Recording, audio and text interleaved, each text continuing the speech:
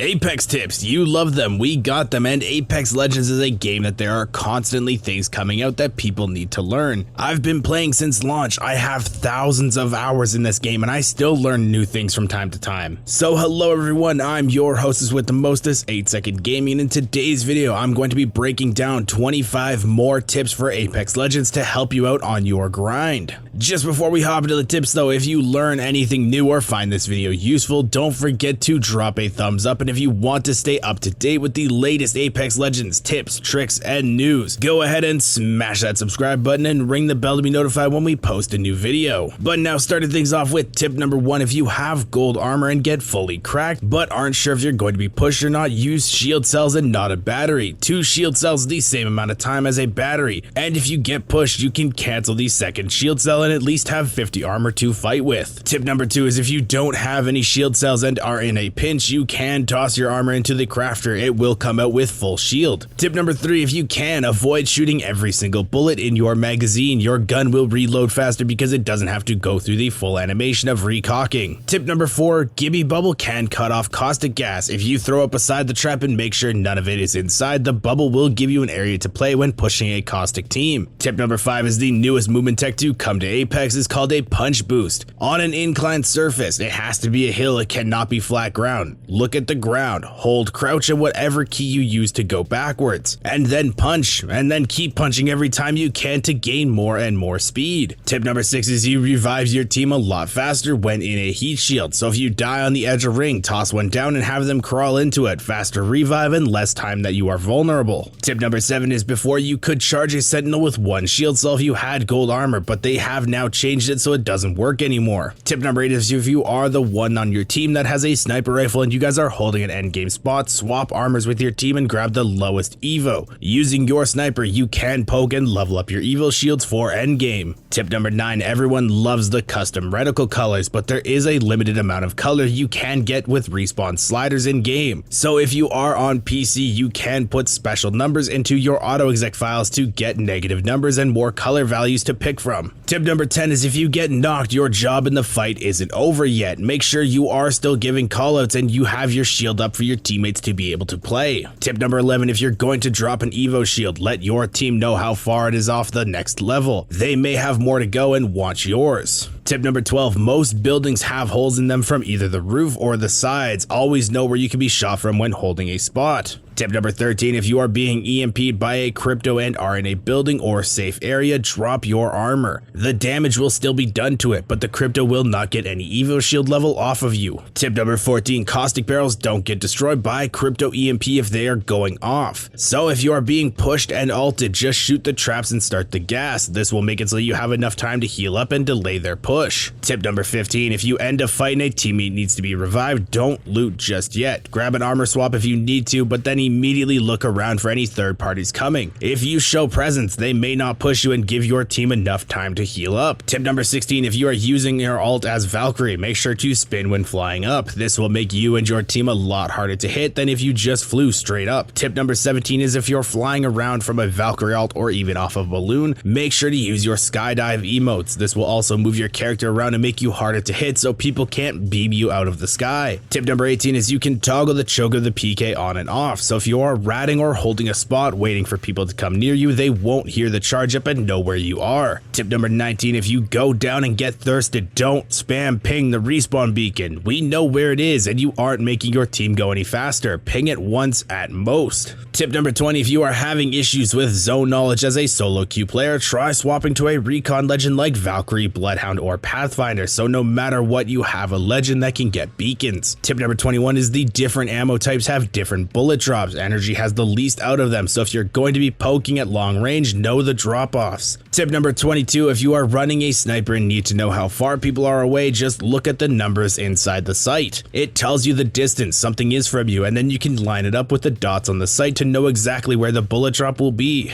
Tip number 23, if you start a grapple as Pathfinder and immediately regret your decision and don't want to follow through with it, you can hit your crouch button. It will break the grapple and put it on a low cooldown, saving you from flying headfirst best into a team. Tip number 24, if you're playing Valk and get Gibby ulted, don't panic, just fly straight into the air. You won't get hit by any of the shells and you can just land after and continue to hold with your team once again. And lastly, tip number 25, no matter who you are, eventually you will run into times where your team is dead and you need to play for placement in ranked. So you want to start learning all the hiding spots around the map so you won't be seen as easily. You can't solo hold spots most of the time, so it's best to learn to stay out of sight and out of mind. But there you guys have it, 25 more tips to help you out this season. I hope you all enjoyed and found these useful. Like I said, Apex has so much stuff going on in it and there is always stuff you can learn, and even pro players learn something new every now and then. Now, you don't have to memorize all of this information. 25 tips is a lot to take in all at once, but being able to store a few of these at a time and grow your knowledge base is a huge asset to becoming a better player. Each time you remember a tip is a situation you'll be able to play better and climb higher, so I hope you learned something. And if you did learn anything new, please remember to drop a thumbs up, it really helps out the channel. And if you haven't yet, don't forget to smash that subscribe button and ring the bell to be notified when we post a new video. We do daily, highly educational Apex Legends content that you do not want to miss out on. Thank you all for watching. Once again, I'm 8 Second Gaming and I will see you in the next one.